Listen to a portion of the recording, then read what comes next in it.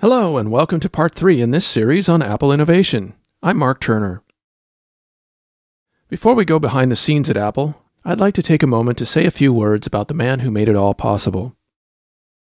Steve's untimely passing is a sad loss for all of us.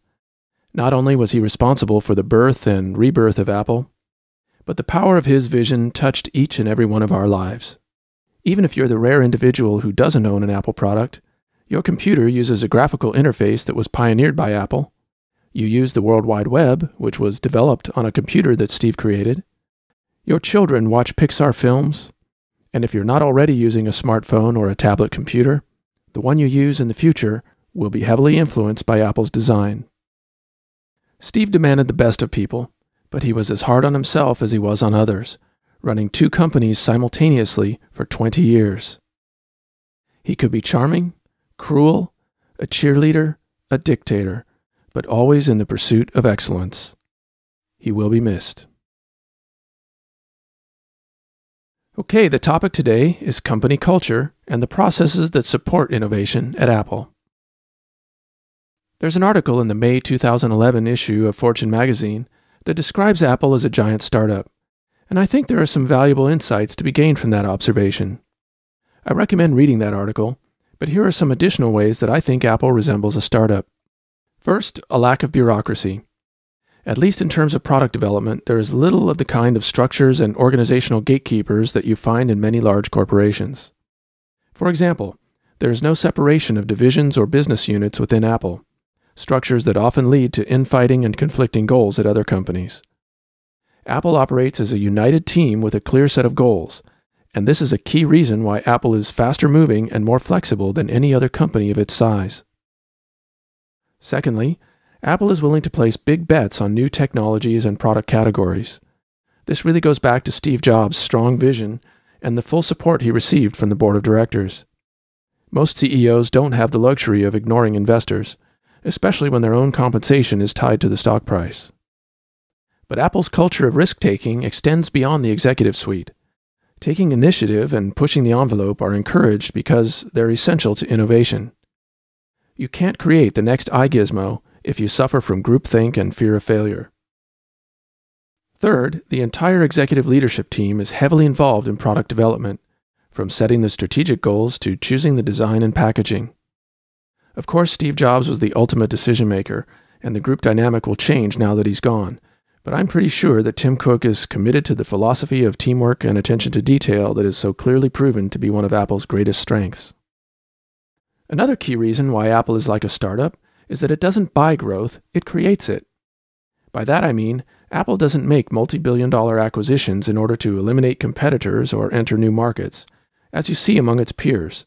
For example, Microsoft paying $8.5 billion for Skype, or Google spending $12.5 billion to buy Motorola. Apple acquires companies to gain access to technology, of course, but most often to the people behind the technology.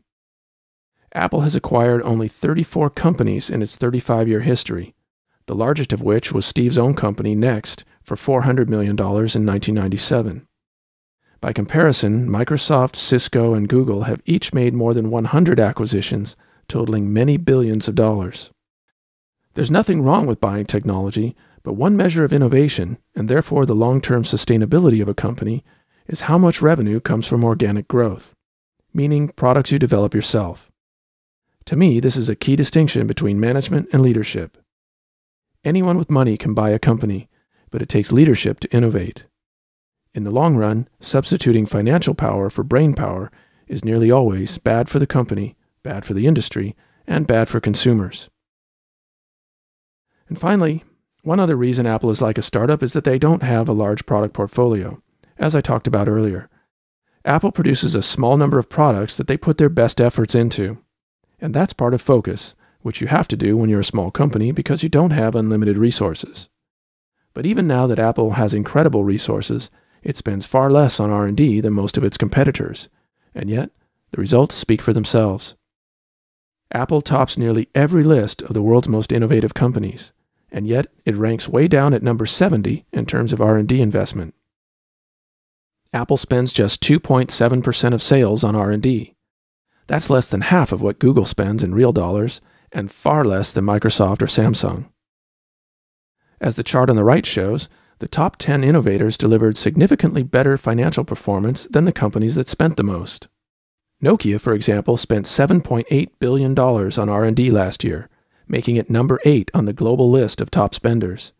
That's a huge sum of money, more than 4 times what Apple spent on R&D. And yet, Nokia ended up ditching their own operating system and turning to Microsoft to bail them out.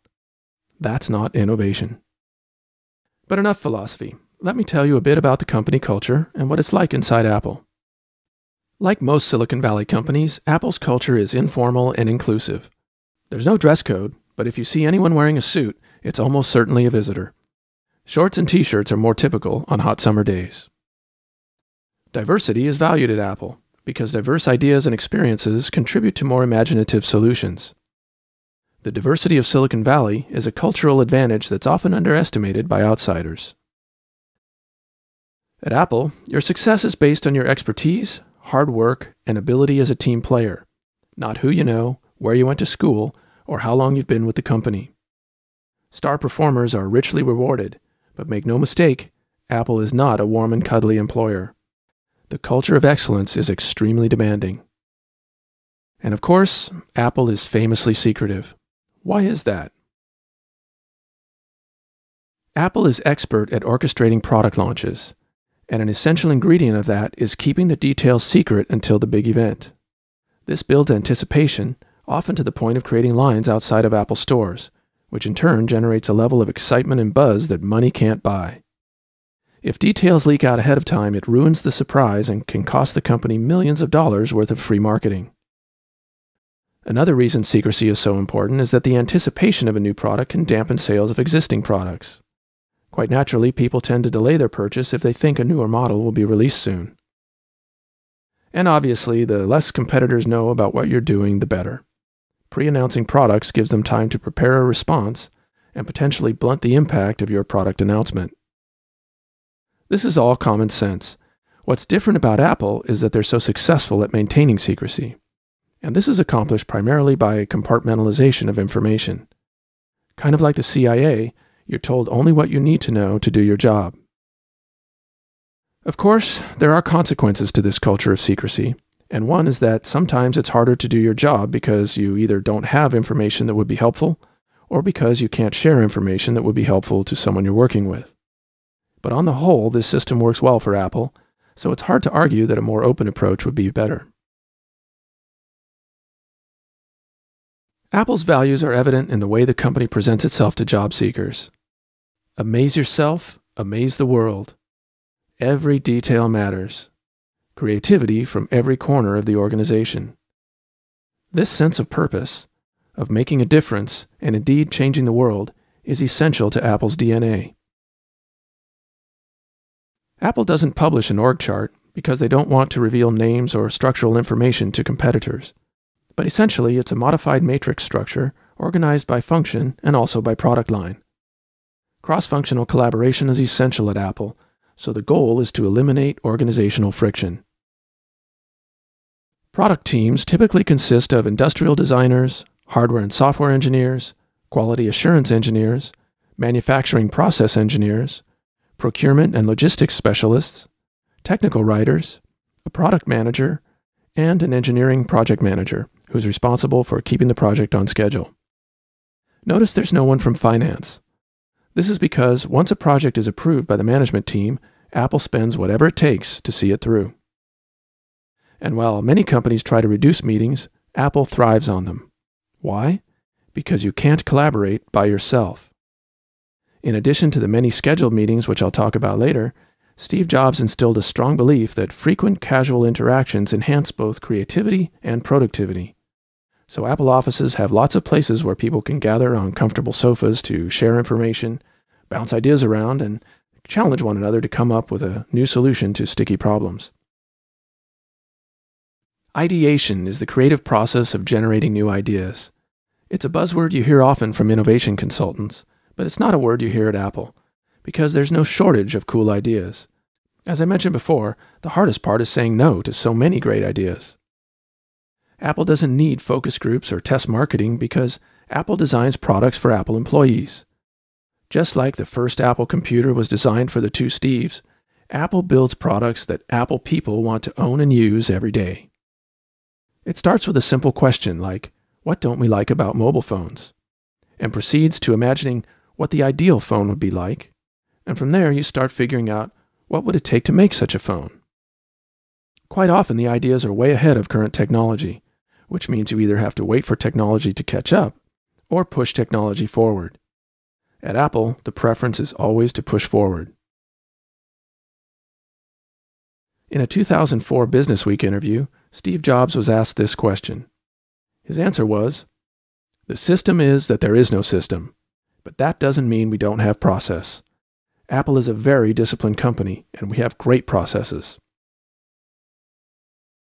One of these processes is called the Apple New Product Process, or ANPP, and it's been refined over more than 25 years. ANPP is a stage-gate process that describes the activities and milestones a product must go through from concept to shipment. It begins with the planning and investigation phase, where we define top-level objectives, the target feature set, and a proposed schedule. In the concept phase, the design and engineering teams formulate a response to the desired features and schedule.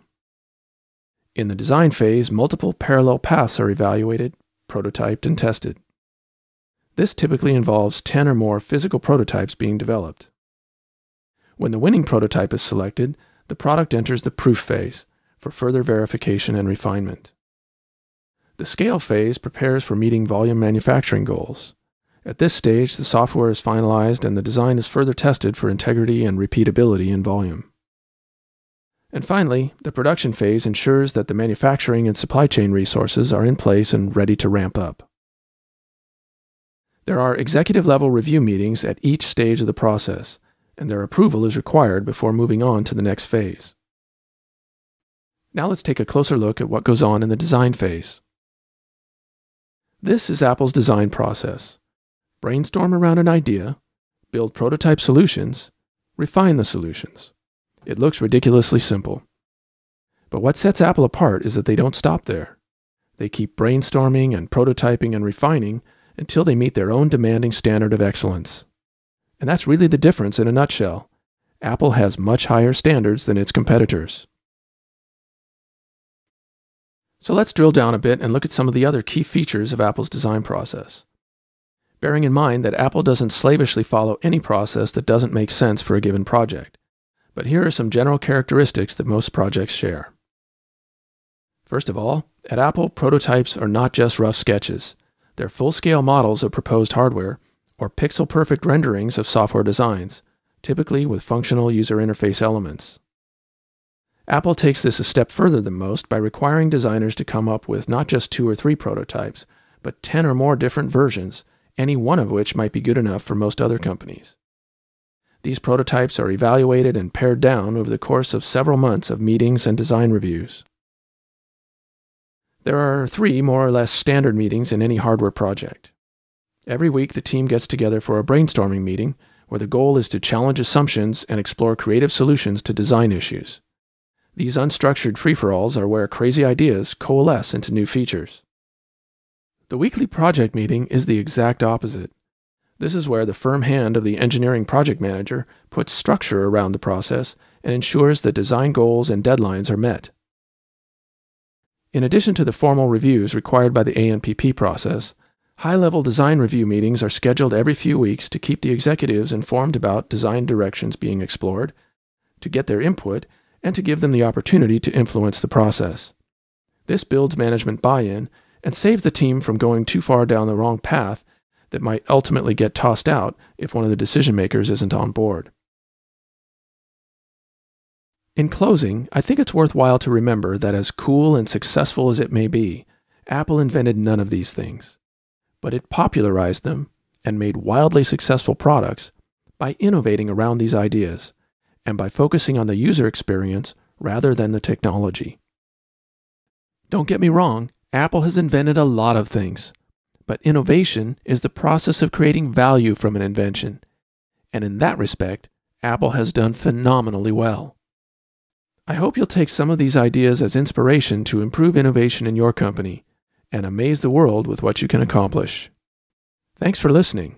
I look forward to hearing from you via email or Twitter.